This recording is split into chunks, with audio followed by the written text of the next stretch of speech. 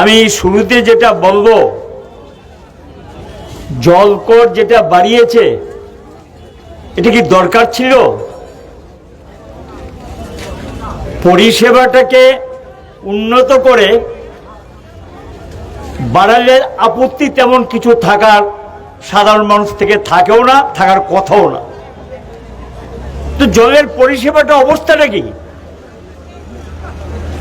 এখানে জল বোর্ডের যারা আছে তারা শুনতে পাচ্ছেন, আমি দেখলাম এখানে 4টা নগরের মানে রেগুলেটরি থেকে শুরু করে রিয়েল এস্টেট থেকে শুরু করে সমস্ত কিছু 4টা অফিস এখানে আছে। এখন বামফ্রন্ট সরকারের সময় আমরা তো এশিয়ান ডেভেলপমেন্ট ব্যাংকের সঙ্গে যখন কথা হয় পরিষ্কারভাবে বলেছিলাম টাকা নেব, কিন্তু জল কর কত হবে এটা স্টেট গভর্নমেন্টের উপর তোমরা হস্তক্ষেপ করতে পারবে না। ওরা বলেছিল 90-10, মানে যা খরচ হয় 90% মানুষ থেকে নিতে হবে। আমরা বলছি না, টাকাই নেব না, দরকার নেই। শেষ পর্যন্ত এসেছিলেন 50%। আমরা বলছি এটাও রাজি না, যদি সরকার থেকে এই টাকাটা আমরা দিয়ে দিই, আমরা যদি জল সরবরাহ ব্যবস্থা করি, আপনাদের আপত্তিটা কোথায়? একটা নির্বাচিত সরকারের উপর কোনো জিনিস চাপিয়ে দেওয়া যায় না। সরকারটা জনগণের ভোটে নির্বাচিত। এই প্রশ্নটা সেই দিন আমরা তুলেছিলাম। শেষ পর্যন্ত গিয়ে বললেন ঠিক আছে আমরা টাকা দেব। আমি জানার জন্য বলছি, ট্রান্স 1 এশিয়ান ডেভেলপমেন্ট ব্যাংকের জলের জন্য এই যে শহরের দক্ষিণাঞ্চল কিছুই ছিল না জলের, 1-2টা ডিপ টিউবওয়েল ছাড়া। আমরা এটাকে হাত দিলাম যে শহর দক্ষিণাঞ্চলটাকে ধরো, এটাকে ধরা হয়েছে। একটা ট্রিটমেন্ট প্লান্ট আড়ালিয়া কমপ্লিট আমাদের সময়, এটা আরেকটা ট্রিটমেন্ট প্ল্যান্ট নেক্সট যেটা আমরা কমপ্লিট করেছি সেটা যোগেন্দ্রনগর। তৃতীয়টা আমরা করেছিলাম দীনদয়াল আশ্রম। চতুর্থটা আমরা কমপ্লিট করেছিলাম সাধুটিলা। পঞ্চমটা প্রায় 80% কাজ কমপ্লিট হয়ে গেছিল বাদারঘাট মাতৃপল্লী। আমি জানি না এটা চালু হয়েছে কিনা। কিছুদিন আগে এখানকার একজনকে জিজ্ঞাসা করেছিলাম, তিনি বলেছেন এখনো নাকি এটা চালু হয়নি। সত্য মিথ্যা বলতে পারবো না। এখানে এটার সঙ্গে যুক্ত ছিল ট্রান্স 1, ট্রান্স 2-তে 1-এ কাজ থেকে এডিবি খুব খুশি হয়েছিল। তারা ট্রান্স 2 টাকা দিলেন আমাদেরকে। আমরা এই শহরে পেছনের দিকটা গরিব মানুষগুলো বসবাস করে, তাদের পানীয় জলের ব্যবস্থা নেই। এটা ভেবে রামপুরে একটা ট্রিটমেন্ট প্ল্যান্টের কাজ আমরা শুরু করি। আমি জানি না এটা এখনো চালু হয়েছে কিনা। আরেকটা প্রগতি স্কুল সংলগ্ন, তোমাদের শর্ত অনুযায়ী আমরা তো 2টো কাজ খুব দ্রুততার সঙ্গে শেষ করেছি। আগরতলা মেইন শহর, এখানে কি হবে?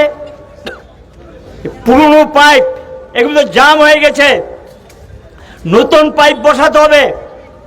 আমরা বললাম রাস্তা খোঁড়া যাবে না, রাস্তা না খুঁড়ে কিছু করতে হবে। তখন তারা আমাদের কথায় রাজি হয়ে ট্রান্স 3 স্যাংশন করলেন, মানে আগরতলা মধ্য শহর যেটা মেইন সিটি। রাস্তা না খুঁড়ে নতুন পাইপলাইন বসানো হলো।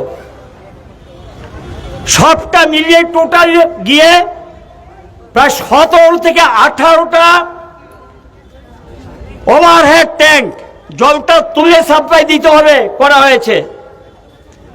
এটার সঙ্গে 235 কিলোমিটার সরবরাহ লাইন, 20 কিলোমিটারের উপরে জলটা যে ডিপ টিউবওয়েলগুলো বসানো হয়েছে সেখান থেকে নিয়ে ট্রিটমেন্ট প্ল্যান্টে ঢুকানোর জন্য 26 কিলোমিটার লাইন সেদিন পাতা হয়েছিল।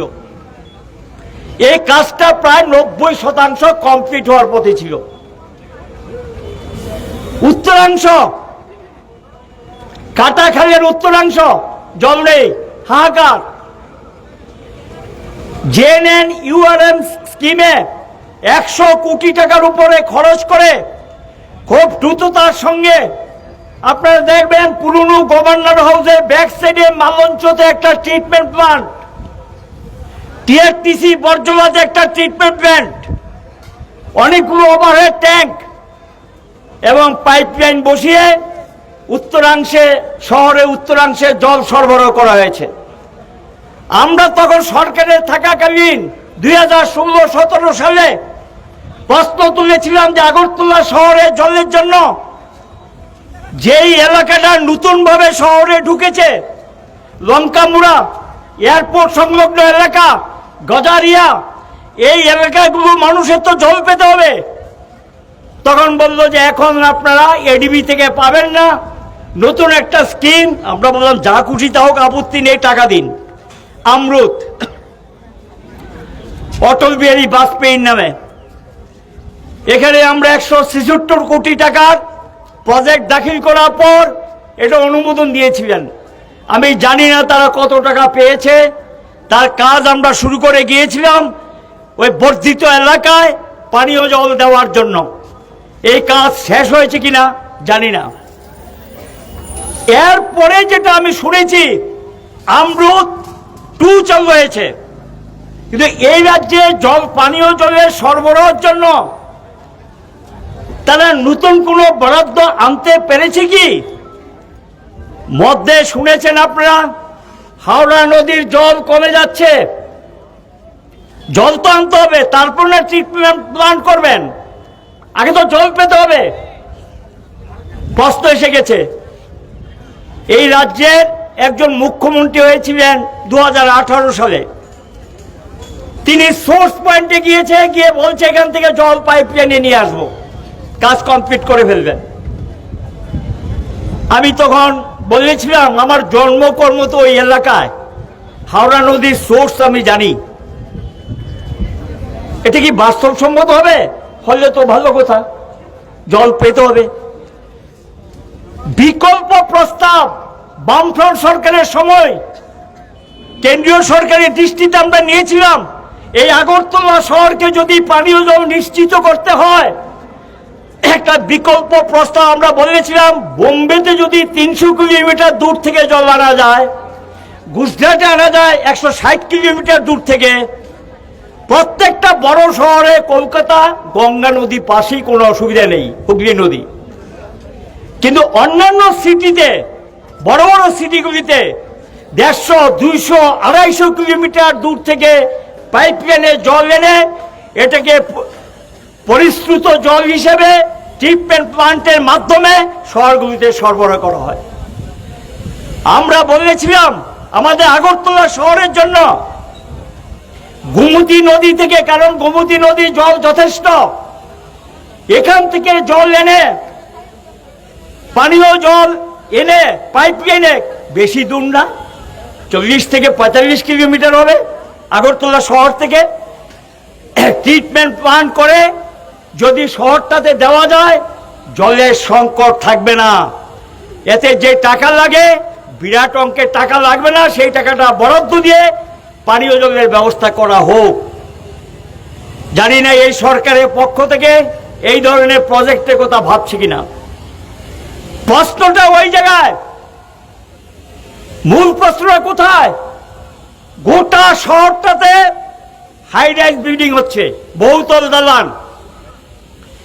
আগে ছিল এক পরিবার, এখন ঢুকে গেছে 15 পরিবার, 20 পরিবার করে ঢুকে গেছে। জল পাবে কোথায়? ডিপ টিউবওয়েল বসিয়েছেন, সাবমার্সিবল বসিয়েছেন, একটা সময় আসবে ডিপ টিউবওয়েলে জল উঠবে না, সাবমার্সিবলে জল উঠবে না, ল্যাবটা নিচের দিকে চলে যায়, আর শুকা মরশুমে আরো নিচের দিকে চলে যায়। তখন কি হবে শহরে? তখন মানুষ পানীয় জলটা পাবে কোথায়? এটা সরকারকে তো ভাবতে হবে, পরিকল্পিত ভাবনা চিন্তা মাথায় রাখতে হবে। চিন্তা ভাবনা নিয়ে একটা ভালো এজেন্সি এনে সার্ভে করে, এই শহরে জনসংখ্যা আমার মনে হয় আগরতলা পুর নিগম এলাকায় 7 লক্ষ হবে। আমি কমিয়ে বলছি, আমি শুনলাম আরো নাকি সেদিন পেপারে দেখলাম মেয়র সাহেব বলেছে 49টা গ্রাম পঞ্চায়েত ঢুকবে আগরতলা শহরে পুর নিগম এলাকায়। যাক, সেটা তাদের ব্যাপার। মূল প্রশ্নটা হলো, আগামী দিন এই শহরটাতে একটা চরম জলের সংকট অপেক্ষা করছে এবং এই জলের সংকট নিরসনের জন্য সরকার পরিকল্পিতভাবে সেখানে একটা ভাবনা চিন্তাকে যুক্ত করে কিভাবে মানুষকে অন্তকে পরিশ্রুত পানীয় জলটা দেওয়া যায়, এই উদ্যোগ তো সরকারের থেকে থাকা দরকার। কারণ একটা চিন্তা ভাবনা সরকারি মঞ্জুরি পেলেই চট করে করা যায় না, এটা একটু সময় নেয়। কিন্তু জল তো লাগবে, জল ছাড়া তো একদিনও চলতে পারবে না। বিদ্যুৎ ছাড়া যখন চলতে পারে না, তার চেয়ে আরো বেশি খাওয়ার জল ছাড়া চলতে পারে না। তো খাওয়ার জল দেন, আপনারা কোথাও কোনো নতুন প্ল্যান্ট টান করলেন না। মানুষকে পরিশ্রুত পানীয় জলের তেমন কিছু নতুন অ্যারেঞ্জমেন্ট করেছেন বলে তো দেখা নেই। তো হঠাৎ করে জলকরটা বাড়িয়ে দিলেন 10 টাকা, 20 টাকা, 30 টাকা। আমি এটা নিয়ে প্রশ্ন তুলছি না, যেটা বাড়িয়েছেন এটা দিয়ে একবার বিরাট কিছু হয়ে যাবে আমি এটা মনে করি না। কিন্তু বাড়ানোর আগে 5 বার ভাবা উচিত ছিল যে আমরা কি শহরে মানুষকে জল দিতে পারছি, নিয়মিত জল পাচ্ছেন। মানুষ যদি নিয়মিত পরিষেবা পায়, কোনো বৃদ্ধি মানুষ মেনে নেয় মানুষ যে ঠিকই আছে, আমি তো পরিষেবাটা নিচ্ছি, আমাকে তো কিছু দিতে হবে। কিন্তু পরিষেবাই তো দিনের পর দিন দুর্বল হয়ে যাচ্ছে। পাইপলাইন আছে, জল আসে না। গ্রামাঞ্চলের অবস্থা তো আরো খারাপ। এই পরিস্থিতিতে আমার আগের বক্তারা আলোচনা করেছে জল নিয়ে, এবং এখানে আমরা বলবো সরকার যাতে জল করটা প্রত্যাহার করে। দুধ শুনেছেন আপনারা, 1 লিটার দুধের দাম 83 টাকার মতো হয়েছে। হ্যাঁ, 83 টাকা 60 পয়সা। এই যে বৃদ্ধিটা হঠাৎ করে কেন ঘটল? এর মধ্যে পর 4 বার দাম বাড়িয়েছেন। আমাদের সময়টা ছিল 60, তারপরে বাড়িয়েছেন কিছু, এরপরে দ্বিতীয় দফায় কিছু, তৃতীয় দফায় কি, চতুর্থ দফায় গিয়ে এখন 83 টাকা 60 পয়সা। তো বৃদ্ধিটা কেন করতে হলো, এই কারণগুলো আগে মানুষকে জানান, তারপরে মানুষের কাছে ব্যাখ্যা দিন। তারপরে যদি সেটা অনিবার্য হয়, সেখানে মানুষ সেটা বিবেচনা করবে। কিন্তু হঠাৎ করে এইভাবে দুধের দাম বাড়িয়ে দেওয়া, এটাও কি একেবারে এখনই প্রয়োজন ছিল, এখনই দরকার ছিল? কয়েকদিন আগে তো একবার বাড়িয়েছেন, বামফ্রন্ট সরকারের সময় বাড়াতো 2 টাকা, 4 টাকা, 5 টাকা করে বাড়াতো, গ্রাহকরা এটা মেনে নিতেন। এট এ টাইম একসঙ্গে যদি বেশি বাড়ে, এটা গ্রাহকদের পক্ষে তার প্রতিক্রিয়া হয়। এই প্রতিক্রিয়া এখন ত্রিপুরাবাসী এই দুধের দাম বৃদ্ধি করাতে এটা সৃষ্টি হয়েছে বা তৈরি হয়েছে। আমরা বলবো এটা তো শিশুরা খায়, বৃদ্ধরা একটু দুধ খায়, সবাই খেতে পায় না, সেই পয়সা নেই, আয় নেই, উপার্জন নেই, রোজগার নেই। বৃদ্ধ বয়সে ডাক্তারও বলে যে আপনার হাড়গুলোকে ঠিক রাখতে গেলে একটু দুধ খেতে হবে। অনেকে আছে খাদ্যই জুটে না, দুধ কোত্থেকে নেবে? সেই দুধটার যদি দাম বাড়ে, আমার ঘরের শিশু, আমার বৃদ্ধ যারা আছে, আমি অন্যদের কথা ছেড়ে দিলাম, তাদের তো একটা দুধ খেতে হয়। তাদের যদি সেখানে এই আয় উপার্জন না বাড়ে, তাহলে কি করে তারা সেখানে দুধটা সংগ্রহ করবেন? কাজে কতগুলো জিনিস আছে যেগুলো মানুষের দৈনন্দিন জীবনের সঙ্গে যুক্ত। এই ক্ষেত্রে সরকারকে একটু চিন্তা ভাবনা করে পদক্ষেপ নেওয়া উচিত ছিল, কিন্তু তা না করে দেখলাম একতরফাভাবে ঘোষণা দিয়ে এটা লাগু করে দিয়েছেন, কার্যকরী করে দিয়েছেন। এই গেল এটা। তৃতীয় গ্যাস কয়টা সামাল দেবেন আপনি? পাইপ লাইনে আপনার বাড়িতে যে গ্যাস যায়, এই গ্যাসের দামও দারুণভাবে বাড়িয়ে দিয়েছেন। সিএনজি অটো যেগুলো চালিয়ে বেকার যুবকরা তার জীবিকা নির্বাহ করে, তাদের এখন দিন আনতে পান্তা ফুরায়। এক সময় ভেবেছিলেন ডিজেলের দাম বেশি, পেট্রোলের দাম বেশি, গ্যাসের দাম কম। আমার মনে আছে যখন অটোগুলোকে বলা হয়েছিল, পরিবহন মন্ত্রী হিসেবে অনুরোধ করেছিলাম যে আপনাদের অটোগুলো যেহেতু পেট্রোলের দাম বেড়ে গেছে, এগুলোকে সিএনজিতে কনভার্ট করুন। আমার কথা শুনতে চাইলেন না। পরে এই রবীন্দ্র ভবন, এটা না, পুরনো বিল্ডিং, এখানে সমস্ত অটো শ্রমিকদেরকে ডেকে টেকনিশিয়ানকে বাইরে থেকে আনা হয়েছে। তিনি সবটা ব্যাখ্যা করে বুঝালেন যে এই ইঞ্জিনের মধ্যে একটা কিছু বসিয়ে দিলে, কিট না কি বলে একটা বসিয়ে দিলে, সেখানে গিয়ে আপনার অটোটা চলবে, সিএনজি কম পয়সা পাবেন, আমাদেরও পরিবেশটা দূষণমুক্ত আমরা হতে পারবো, আমাদের রাজ্যে সিএনজি আছে। বলার পর তারা বুঝতে পারলেন, চট করে একবারে হুড়মুড়িয়ে সবাই সিএনজিতে কনভার্ট করলেন। কেন? এটা একটু লাভজনক, সিএনজিটা সস্তা, তার পরিবারটা চলবে। আর এখন কোথায় গিয়েছে? 1 কেজি সিএনজির দাম আর ডিজেলের দামের মধ্যে সামান্য পার্থক্য, প্রায় ডিজেলের দামের কাছাকাছি চলে গেছে, পেট্রোলের দাম থেকে একটু বেশি ডিফারেন্স। অনেক আশা নিয়ে তো সিএনজিতে কনভার্ট করেছেন টাকা পয়সা খরচ করে, এখন আবার সিএনজি এইভাবে যে দাম বাড়ছে, এই বেকার যুবকগুলো অটো চালায়, আর যাত্রীরা আপনারা যারা প্রতিদিন অটোতে উঠেন, এখন তো আগরতলা শহরের সবচেয়ে বড় মাধ্যম কি? অটো। বাস তো প্রায় নেই, উঠে গেছে। তাহলে এই অটো তো মানুষ যাতায়াত করে, এখানে কি এই যে সিএনজির দাম বাড়লো, একদিকে অটোর যারা শ্রমিক তারা যেমন তার পরিবার নিয়ে বাঁচা কঠিন হবে, আবার পাশাপাশি এরা হঠাৎ করে বলবে এবার ভাড়াটা বাড়িয়ে দিই, আমার তো পোষায় না, ভাড়া বাড়িয়ে দিই। কিন্তু সব যে একটা পকেট থেকে যাচ্ছে, ওই গ্যাসের দাম, বিদ্যুতের দাম, দুধের দাম, মানুষ তো একজন আয় করে বাড়িতে, সব তো একটা পকেট থেকে যাচ্ছে। এরপরে যদি আবার সিএনজির সঙ্গে গাড়ি ভাড়াটা বেড়ে যায়, এটাও কিন্তু আপনার পকেট থেকে যাবে। এই পকেট কি সইতে পারবে এই চাপ? এই পকেট থেকে এত টাকা কি দিতে পারবে? এইভাবে কি কারো আয় উপার্জন এতই বেড়ে গেছে সে দিয়ে দিতে পারবে? এগুলি সব একসঙ্গে করলেন, জানি না, তারাই বলতে পারবেন সঙ্গে একসঙ্গে কেন এতগুলো পদক্ষেপ তারা নিলেন, মানুষের উপরে এভাবে চাপ সৃষ্টি করলেন। আমরা বলবো গ্যাসের দামটা তুলে নিন।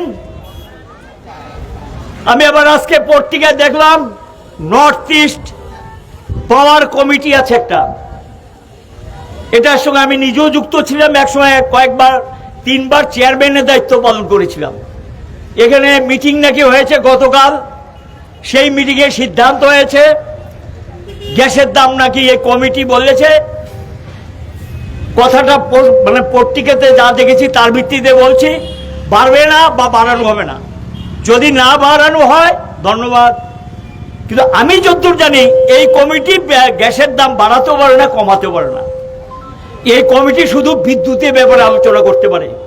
এই কমিটি থেকে সরকারের কাছে, কারণ এটা petroleum ministry, well and natural যে মিনিস্ট্রি আমাদের, সেই মিনিস্ট্রি এই বিষয়টা দেখে, পেট্রোলিয়াম মিনিস্ট্রি, তারই আন্ডারে এই TNGCL কাজ করে, যারা বাড়িয়েছে।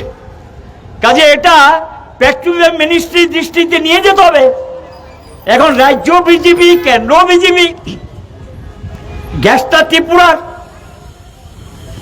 এটা কোনো আমদানি করা গ্যাস না, যেটা রাশিয়া থেকে এসছে, ইরান থেকে এসছে পাইপ লাইনে বা জাহাজে করে। তাহলে এই গ্যাসের উপর কি দরকার ছিল যে দামটা বাড়িয়ে দেওয়া? এটা গিয়ে চতুর্দিকে প্রভাব পড়বে, যেটাকে কেন্দ্র করে আমি বুঝতে পারলাম না। এই যে 77 পয়সা যেটা বাড়িয়েছেন বিদ্যুতের, এটা আগেও বলেছি, বর্মরা তো বন্ধ, আমাদের রুকিয়া তো 60-এর মধ্যে 20, 3টা টারবাইন, বড় টারবাইন, ছোট টারবাইন ছিল আরো 4টা, এর মধ্যে একটা টারবাইন শুধু চলে, তাহলে গ্যাস দিয়ে আমরা বিদ্যুৎ উৎপাদন কোথায় করছি? শুধু একটা মাত্র টারবাইন রুকিয়েতে, আর বাকি তো আমরা অন্যান্য কেন্দ্রীয় সংস্থা থেকে বিদ্যুতের শেয়ার পাই, সেটা আমরা কিনে আনছি। তাহলে এখানে গিয়ে 77 পয়সা যেটা বাড়লো, এটা ব্যাখ্যা যারা বাড়িয়েছেন ওনাদেরকেই তো দিতে হবে, রাগ করলে তো হবে না, আপনাদেরকেই তো ব্যাখ্যা দিতে হবে, কারণ বাড়িয়েছেন আপনারা। তাহলে কেন এটা হঠাৎ করে প্রয়োজন হলো এটা বাড়ানোর, সেটা আপনারাই বলতে পারবেন। বলেছেন যে গ্যাসের দাম বেড়েছে, এই কারণে বাড়িয়ে দিয়েছি, কিন্তু গ্যাসের দাম বাড়ালে সমস্ত বিদ্যুৎ ক্ষেত্রে দাম বাড়ানো হয় না। নর্থ ইস্টে যে পাওয়ার কোম্পানি থেকে আমরা শেয়ার পাই, যেখান থেকে বিদ্যুৎ কেনা হয়, বা পালাটানা, মনারচক, ওইদিকে রামচন্দ্রনগর, এরা কিন্তু গ্যাসের দাম বাড়লে অনেক সময় বাড়ায় না। আমি জানি না, এটাই বলতে পারবে কি হয়েছে না হয়েছে। এগুলি নিয়ে অনেক বিতর্ক চলছে, আলোচনা চলছে। আমরা আশা করব সরকার মানুষের ক্ষোভের যে অভিব্যক্তি ঘটেছে সেটার প্রতি সম্মান রেখে এই বর্ধিত মূল্যটা প্রত্যাহার করুক, এবং কেন্দ্রকেও বলুক যাতে বর্ধিত মূল্যটা প্রত্যাহার করে নেয়। বাড়ায় তো বাড়ায়, আর একটা সঙ্গে জুড়ে দিয়েছেন ত্রিপুরা ভবন। আমরা সাধারণত রুগী টুগি নিয়ে যারা যায়, গরিব মানুষ মনে করে যে এখানে থাকলে একটু নিরাপদ, ত্রিপুরা ভবনগুলিতে যায়। আগে এটা ভাড়া এমন বাড়িয়ে দিয়েছে, এখানে আর সাধারণ মানুষ ঢুকতে পারবে না। এর চেয়ে হোটেল সস্তা, অনেক সস্তা হোটেল পাওয়া যায়, দিল্লিতেও পাওয়া যায়, কলকাতাও পাওয়া যায়, গুয়াহাটিতে পাওয়া যায়। এখানে খাম তো হয়নি, এখন আবার বাড়িয়ে দিয়েছেন। খাওয়াটার দাম ছিল 60 টাকা, শুনেছি এটা 120 না 125 টাকা করেছে। আরে বাড়ায়, এইভাবে বাড়ায়। সাধারণ মানুষ যারা অল্প আয় উপার্জনের উপর নির্ভরশীল, চিনে না কোনো রাস্তাঘাট, তেমন চিনে না, রুগী নিয়ে গেছেন চিকিৎসার জন্য, ত্রিপুরা ভবনটাকে মনে করে একটু নিরাপদ, এই কারণে ত্রিপুরা ভবনে যায়। তো এখানে গিয়ে এইভাবে খাওয়ার দামটা যেভাবে বাড়িয়ে দিয়েছেন, প্রায় ডাবলের মতো, এটা কি ঠিক? তো এখন বলতে গেলে সন্ধ্যা পর্যন্ত বলা যাবে বাড়ানোর। এটা আমি রিসেন্ট এই অল্প সময়ের মধ্যে যে সিদ্ধান্তগুলো নিয়েছেন, এগুলো সম্পর্কে আপনাদের দৃষ্টিতে নিয়ে আসলাম। সরকারকে আবারও আবেদন জানাবো, বিন্দু মাত্র যদি মানুষের প্রতি দায়বদ্ধতা থাকে আপনাদের, ভোট নামে, কারণ আপনারা তো ভোট টুট করেন না, ভোট টুট করতে চান না, ভাবেন যে পিটি আপনারা সরকারে চলে আসবেন। 5 বছর পর কিন্তু আপনাদেরও যেতে হবে, মানুষ কিন্তু জবাব চাইবে, কৈফিয়ত চাইবে। বারবার এক খেলা চলে না। মানুষের যখন সহ্যের সীমা বাড়িয়ে যায়, সহ্যের সীমা পার হয়ে যায়, তখন কিন্তু মানুষ ঘুরে দাঁড়ায়। মানুষও, রাজ্যের মানুষ সাংঘাতিকভাবে নানা দিক থেকে তারা ক্ষতিগ্রস্ত, এবং সেখানে নাই অধিকার, কথা বলার স্বাধীনতা পর্যন্ত নেই। যাই হোক, আমরা খুশি যে রাজ্যের মানুষ খুব বিক্ষোভে সর্বত্র দলমত নির্বিশেষে এগিয়ে আসছেন। এমনকি শাসক দলের লোক যারা, তারাও তো এটা বহন করতে হয়, তাদের মধ্যে তীব্র প্রতিক্রিয়া। তেমন কোনো কাজ করেনি, কিছু করেনি, খালি বাড়াও বাড়াও বাড়াও, তাদের মধ্যে তীব্র প্রতিক্রিয়া তৈরি হয়েছে। বিভিন্ন জায়গায় যে খুব বিক্ষোভে বহিঃপ্রকাশগুলো ঘটছে। সরকারকে অনুরোধ করবো আমরা, অবিলম্বে এই সিদ্ধান্তগুলো প্রত্যাহার করুন। লাস্ট আমি যেটা বলবো, এই শহর নিয়ে বলতে গেলে অনেক কিছু বলা যাবে, বেশি আলোচনায় যাব না। এই যে সিটিটা, বস্তি এলাকায় যারা আছে তাদেরকে বামফ্রন্ট সরকারের সময় 3টা আবাসন আমরা তৈরি করেছি, আপনারা জানেন বোধহয়। একটা হলো গিয়ে গুর্খা বস্তি, এটা বিধানসভা ভবনের সামনে 256 পরিবার যারা জিবি এলাকায় ছিলেন, তাদেরকে নিয়ে জিবিটাকে, জায়গাটাকে পরিচ্ছন্ন করে তাদেরকে আমরা পুনর্বাসন দিয়েছি, পয়সা দেনি। দ্বিতীয়, রাধানগর ব্রিজ, সেকেন্ড ব্রিজ করতে হবে, একটা ব্রিজ দিয়ে চলে না।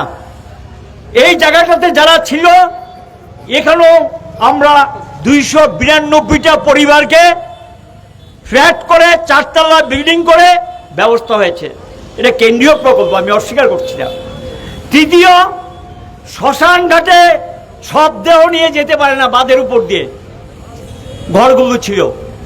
শ্মশান পর্যন্ত ছিলেন যারা, শ্মশানের পরও যারা ছিলেন 292 পরিবারকে সেখানে গিয়ে জয়পুর, এখানে জয়পুরে আমরা ব্যবস্থা করে দেওয়া হয়েছে বামফ্রন্ট সরকারের সময়। এই বাঁধটার মধ্যে গোটা বাঁধটা 17 কিলোমিটার, এখানে আছে প্রায় 1400 পরিবার এখনো বাঁধের উপর আছে, বাঁধের সাইডে, বাঁধের উপরে। বাঁধটা এখন ডেঞ্জার, ফ্লাড সিচুয়েশন দেখছেন আপনারা, যে কোনো সময় আগরতলা শহরে ভয়ঙ্কর রূপ ধারণ করতে পারে যখন বেশি বৃষ্টি হয়। কাজে বাঁধটাকে উঁচু করার প্রশ্ন, একটা প্রজেক্ট নেওয়া হয়েছিল, এদেরকে তুলে নিয়ে জায়গা দেওয়ার সিদ্ধান্ত ছিল বামফ্রন্টের সময়। সেই জায়গাটা আমরা বের করে নিয়েছিলাম, এই বর্ডারে গোলচক্কর, এখানে নিয়ে এটা করা হবে। কিচ্ছু বুঝলাম না, 2018 সালে নতুন সরকার আসার পর এই জায়গাটার মধ্যে ঘোষণা করে দিলেন যে বস্তি টস্তি বুঝি না, এটা নিম্ন আয় যারা তারা টাকা দেবে, সরকার কিছু সাবসিডি দেবে, তাদেরকে ঘর করে দেওয়া হবে। ওই গরিব বস্তিবাসী যারা, তারা আর ঘর পেলেন না। তাও এটা যা শুনেছি এখানে তো আছে, এরকম সরকার হোক পাবলিক হোক, এটা আইন 2016 সালে লাগু হয়েছে।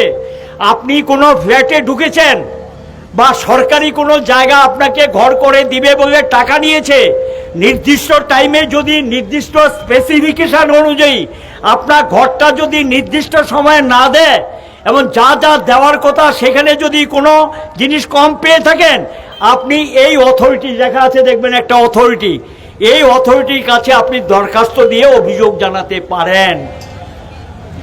তারা তাৎক্ষণিক, যারা প্রমোটার, সরকারও প্রমোটার হতে পারে, হাউজিং বোর্ড প্রমোটার, টাকা নিয়েছেন, আরবান ডেভেলপমেন্ট অথরিটি টাকা নিয়েছেন, আপনারও প্রমোটার, সেখানে গিয়ে যারা টাকা দিলেন আজকে কত বছর তারা ঘরগুলো পায় না। সেম পাবলিকের ক্ষেত্র আছে, এরকম বিভিন্ন জায়গায় টাকা দিয়ে দিয়েছেন, ঘর পাচ্ছে না। এগুলো তো দেখেন, জলকট্টর বানান, এগুলি বানানের কি ব্যাপারটা হলো আপনারা, আমরা এটা চট করে সমর্থন করি না। আমাদের বক্তব্য একটাই, পরিষেবাকে উন্নত করুন, মানুষের সঙ্গে পরামর্শ করুন, মানুষের সঙ্গে কথা বলে আলোচনা করে তারপর সেখানে সিদ্ধান্তে যান। কারণ চট জলদি এভাবে এগুলো সিদ্ধান্ত নিয়ে নেওয়া, এতে করে মানুষের উপরে চাপ পড়ে, ক্ষোভ বাড়ে এবং মানুষ এটা মেনে নিতে পারছে না। সরকারকে আবেদন জানাচ্ছি, আপনারা যারা আজকে প্রতিবাদে এখানে সামিল হয়েছেন, গোটা রাজ্যের মানুষও প্রতিবাদে সামিল হয়েছেন, আপনারা জানি যে একটা প্রতিবাদের মধ্য দিয়ে এই সমস্যার সমাধান হয়ে যাবে, আমরা এটা মনে করি না। কারণ বিজেপি এই ধরনের দল না, এই দলটা মানুষের ভাষা বুঝতে চায় না, মানুষের কথা শুনতে চায় না, মানুষের ক্ষোভকে মূল্য দিতে জানে না, মানুষকে সম্মান দিতে জানে না, মানুষ যখন কোনো প্রশ্ন তোলে যত্ন সহকারে শুনতে চায় না। এটা সরকারের দৃষ্টিভঙ্গি এবং বিজেপি দলের দৃষ্টিভঙ্গি। কাজে এদের কাছে বিরাট কিছু হয়ে যাবে এই আশা আমরা করি না। যদি করে তো ভালো কথা, এবং এই আশা আমরা করি না। কাজেই মানুষের কাছে যেতে হবে, বুঝিয়ে বলতে হবে, মানুষকে ঘুরে দাঁড়াতে হবে, প্রতিবাদে সামিল হতে হবে, আন্দোলনে সামিল হতে হবে। যদি সামিল না হন কেউ রক্ষা পাবেন না। এই আবেদনই সিপিএম সকলের কাছে রাখছে। কাজে এই বিক্ষোভ মিছিল শেষ হয়ে যাবে ভাবার কোনো কারণ নাই। আরও লড়াইয়ের জন্য আমাদের মানসিকভাবে আরও মানুষকে সমবেত করে বড় ধরনের লড়াইয়ের জন্য আমাদেরকে প্রস্তুতি নিতে হবে। এই আহ্বান